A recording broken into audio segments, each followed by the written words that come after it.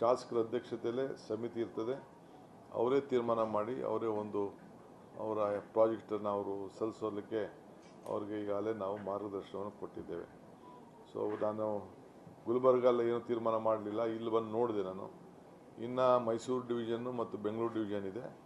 ಆದರೆ ಎಲ್ಲ ಕಡೆ ನನ್ನ ರಿಪೋರ್ಟ್ಸ್ ಈಗಾಗಲೇ ಬಂದಿದೆ. ಎಲ್ಲೂ ಕೂಡ ನೀರು ಭಾಳ ಕೊರತೆ ಆಗ್ತಾಯಿದೆ.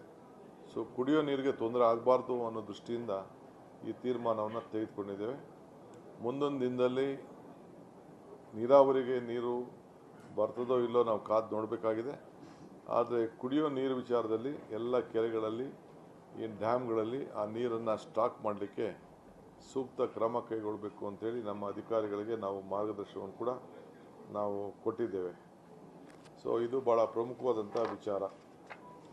ಇನ್ನು ಎಲ್ಲ ನಮ್ಮ ಜಿಲ್ಲಾಧಿಕಾರಿಗಳಿಗೆ ಅವ್ರಿಗೆ ಏನೇನು ಬೇಕೋ ಅವರ ಸಮಸ್ಯೆಗಳು ಕೂಡ ಆಲಿಸಿದ್ದೇನೆ. ಅವರು ಕೂಡ ಕೆಲವು ನಾವು ಮುಂದುವರಿಸಿ, ನೀವು ಶಾಸಕರ ಜೊತೆ ಮೀಟಿಂಗ್ ಮಾಡಿ ನಿಮ್ದು ಏನಾದ್ರು ನೀತಿ ಬದಲಾವಣೆ ಆಗಬೇಕು ಅನ್ನೋದು ಕೂಡ ಬರ ಪರಿಹಾರದ ವಿಚಾರದಲ್ಲಿ ತಾವು ಹೇಳಿ ಅಂತ ಅವ್ರಿಗೂ ಕೂಡ ಅವಕಾಶ ಕೊಟ್ಟು ಅವರು ಕೂಡ ಸಲಹೆ ಕೊಟ್ಟಿದ್ದಾರೆ.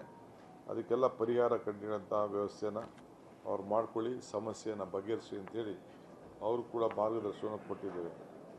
ಸೊ ಈ ಫರ್ಟಿಲೈಸರ್ಸ್ ವಿಚಾರದಲ್ಲಿ ನಾನು ಬೆಂಗಳೂರಿನಲ್ಲಿ ಮತ್ತೆ ಒಂದು ಮೀಟಿಂಗ್ ನಾನು ಮಾಡ್ತೀನಿ. ಏಕೆಂದರೆ ಕೇಂದ್ರ ಸರ್ಕಾರ ಬರೀ 50% ಮಾತ್ರ ನಮಗೀಗಾಗಲೇ ಫರ್ಟಿಲೈಸರ್ಸ್ನ ಕೊಟ್ಟಿದೆ. ಸಂಬಂಧಪಟ್ಟ ಮಂತ್ರಿಗಳ ಹತ್ರ ಮಾತಾಡ್ತೀನಿ, ನಮ್ಮ ಅಧಿಕಾರಿಗಳನ್ನ ಕಳಿಸಿ ಅದಕ್ಕೆ ಫರ್ಟಿಲೈಸರ್ಸ್ ಹೀಗೆ ಅದು ಉಪಯೋಗಕ್ಕೆ ಬರ್ತದೋ ಬೇಡ ಇಲ್ವೋ ನಾವು ಒಟ್ಟೊಳಗೆ ಸ್ಟಾಕ್ ಮಾಡ್ಕೊಳ್ಳೋದು ಭಾಳ ಸೂಕ್ತ ಅನ್ನೋದು ತೀರ್ಮಾನಕ್ಕೆ ಬಂದಿದ್ದೇವೆ. ಬಿತ್ತನೆ ಬೀಜ ವಿಚಾರದಲ್ಲಿ ನಾನು ಈಗಾಗಲೇ ನಿಮ್ಗೆ ಹೇಳಿದ್ದೇವೆ. ಆಮೇಲೆ ಫಾರೆಸ್ಟ್ ಡಿಪಾರ್ಟ್ಮೆಂಟ್ ಅವರು ಈ ನೀರಾವರಿ ಯೋಜನೆಗಳಿಗೆ ಮತ್ತು ನಮ್ಮ ಕುಡಿಯೋ ನೀರು ವಿಚಾರಕ್ಕೆ ಭಾಳ ಅಬ್ಸ್ಟ್ರಕ್ಷನ್ ಮಾಡ್ತಾಯಿದ್ರು ಅಂಥೇಳಿ ಅನೇಕರು ಸಲಹೆಗಳು ಕೊಟ್ಟಿದ್ದಾರೆ. ಸುಮಾರು 60ಕ್ಕೂ ಹೆಚ್ಚು ಜಾಗಗಳಲ್ಲಿ ಆ ಪೈಪ್ಲೈನ್ ಎಳಿಲಿಕ್ಕೆ ತೊಂದರೆ ಮಾಡ್ತಾಯಿದ್ದಾರೆ ಕುಡಿಯೋ ನೀರಿಗೆ ಅಂಥೇಳಿ. ಸೊ ಅದಕ್ಕೆ ನಾನು ಅವ್ರಿಗೆ ನಿರ್ದಿಷ್ಟವಾದಂಥ ಮಾರ್ಗದರ್ಶನವನ್ನು ಕೊಟ್ಟಿದ್ದೇನೆ. ಯಾವ ಕಾರಣಕ್ಕೂ ಕುಡಿಯೋ ನೀರಿನ ಪೈಪ್ಲೈನಲ್ಲಿ ಅಂಡರ್ಗ್ರೌಂಡಲ್ಲಿ ಹಾಕ್ಕೊಂಡು ಹೋಗಲಿಕ್ಕೆ ಯಾವ ಥರದ ತೊಂದರೆ ಕೂಡ ಕೊಡಬಾರ್ದು. ಇದು ಪ್ರಯಾರಿಟಿ, ಇದು ಮಾನವೀಯತೆ ಪ್ರಶ್ನೆ ಅನ್ನೋದನ್ನು ಮಾರ್ಗದರ್ಶನವನ್ನು ಕೊಟ್ಟಿದ್ದೇನೆ. ಇದಲ್ಲದೆ ಯಾರು ಕೂಡ ಜಮೀನಿನಲ್ಲಿ ಕೆಲವರಿಗೆ ಫಾರೆಸ್ಟ್ ರೈಟ್ ಆ್ಯಕ್ಟು ನಮ್ಮ ಸರ್ಕಾರ, ಕೇಂದ್ರ ಸರ್ಕಾರ ತಂತು.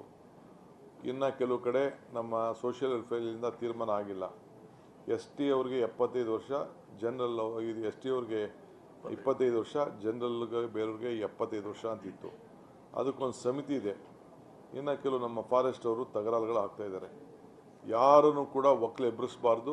ಕಾನೂನು ಚೌಕಟ್ಟಿನಲ್ಲಿ ಏನಿದೆ ಅದರ ಕಾನೂನು ಪ್ರಕಾರ ಅವ್ರಿಗೆ ಏನು ಹಕ್ಕು ಸಿಕ್ಕೊಡ್ಬೇಕೋ ಆ ಹಕ್ಕನ್ನು ಕೊಡಬೇಕಾಗ್ತದೆ. ಯಾರು ಕೂಡ ರೈತರನ್ನ ಫಾರೆಸ್ಟಲ್ಲಿ ಯಾರು ಟ್ರೈಬಲ್ಸ್ ಇರ್ಬೋದು, ಜನರು ಇರ್ಬೋದು, ಯಾರು ಮೂಲಭೂತವಾಗಿ ನೂರಾರು ವರ್ಷದಿಂದ ವ್ಯವಸಾಯ ಮಾಡ್ಕೊಂಡು ಬರ್ತಾ ಇದ್ದಾರೆ, ತಲಂತಲಂತವಾಗಿ ಅವ್ರನ್ನ ರಕ್ಷಣೆ ಮಾಡಬೇಕು. ಇದು ನಮ್ಮ ಸರ್ಕಾರದ ನೀತಿ ಅನ್ನೋದನ್ನು ನಾನು ನಮ್ಮೆಲ್ಲ ಅಧಿಕಾರಿಗಳಿಗೆ ಮಾರ್ಗದರ್ಶನವನ್ನು ಕೊಟ್ಟಿದ್ದೇನೆ.